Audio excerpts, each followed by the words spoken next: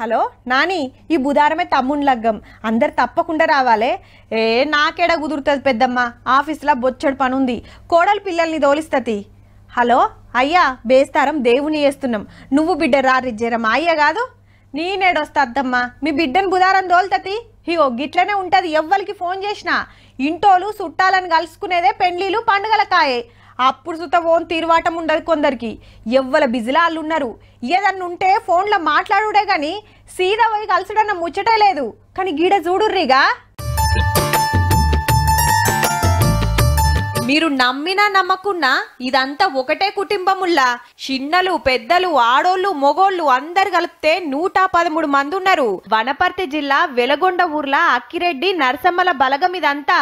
వాళ్ళ 5 బిడ్డలు, వాళ్ళ కొడుకులు, కోడండ్లు, బిడ్డలు, అల్లుళ్ళు, మనుమళ్ళు, మన్మరాండ్లు అందరు ఒకతన చేరిండ్రు.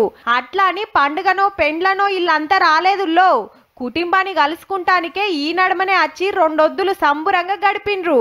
ఇక ఆటలు పాటలు డాన్సులతోని చిన్న పెద్ద తేడా లేకుండా దుమ్ము దులిపిండ్రు అందరూ.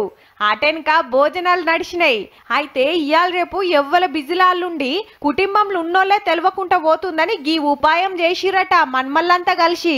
మా వంశవృక్షం అంటే మా అమ్మమ్మ నుంచి మా అమ్మ తర్వాత తరం వాళ్ళ గురించి తెలియజేయడానికి ఈ ఫంక్షన్ ఏర్పాటు చేయడం అయింది. ఇప్పుడున్నటువంటి ఈ బిజీ లైఫ్లో రిలేషన్షిప్స్ అనేవి ఎవరికి ఎవరు తెలియడం లేదు.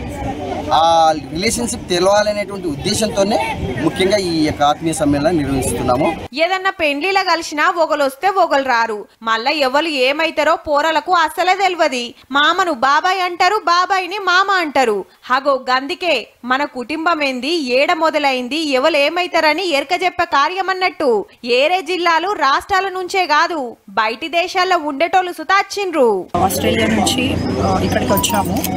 ఓవరాల్ 120+ members ఉన్నారు. I guess almost everyone has attended this family get together. ఇప్పుడే కాదు పతేడు ఇట్లా కలుసుకునే ఉపాయం చేస్తామన్నారు మన్మల్లంతా. ఈడికి 128 మంది ఉన్న కుటుంబంలో 113 మంది వచ్చిండ్రు. ఇంకా కొందరు తీర్వాటం లేక రాలే. కానీ ఈ ప్రోగ్రామ్ అరేంజ్ చేయడం కంటే అందరు అటెండ్ అవ్వడం చాలా గ్రేట్. అంటే 123 మందికి దాదాపు 113 మంది అటెండ్ అయ్యారు.